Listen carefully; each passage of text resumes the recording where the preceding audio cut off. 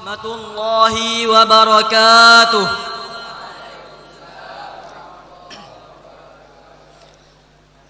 Bismillahirrahmanirrahim.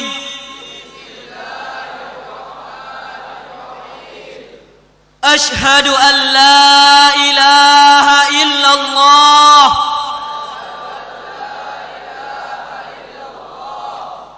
wa ashhadu anna sayyidana Muhammadar Rasulullah.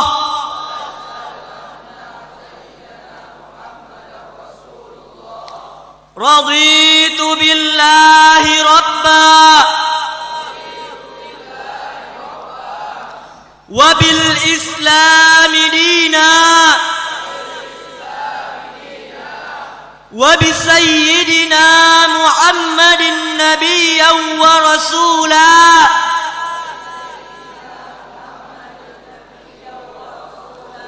wa bil qur'ani imama wa bil ka'bati qiblata wa bil muslimina ikhwana wa bi ummil aymani ma'hada.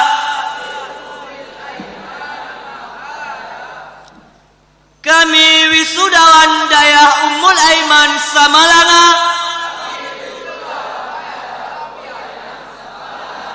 dengan ini berikrar: 1. Akan taat sepenuhnya kepada Allah,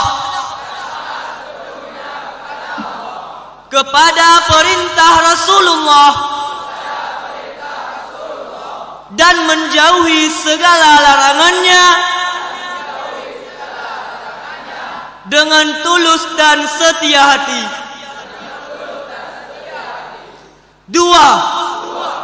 Siap menjunjung tinggi ajaran Islam.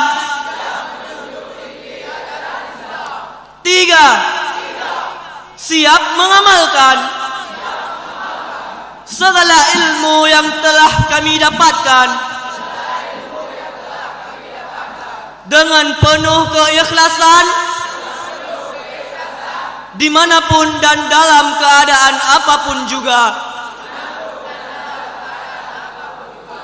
4. Rela dan ikhlas berkorban serta mengutamakan kepentingan agama, bangsa dan negara di atas kepentingan lainnya. 5. Akan selalu menjaga nama baik alma mater dayah,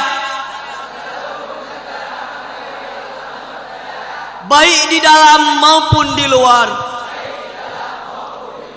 Semoga Allah berkenan membenarkan ikrar kami ini,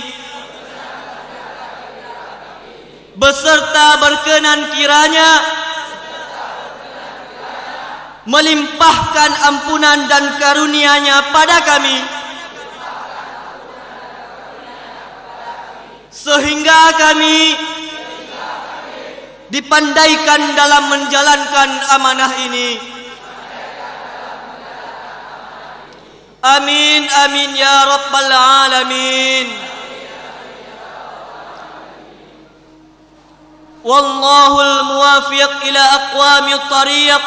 Wassalamu alaikum warahmatullahi wabarakatuh. وجد الصغير اللي دخل دار الأيتام من بعد موت أمه وأبوها السجين، عليك اللي صدت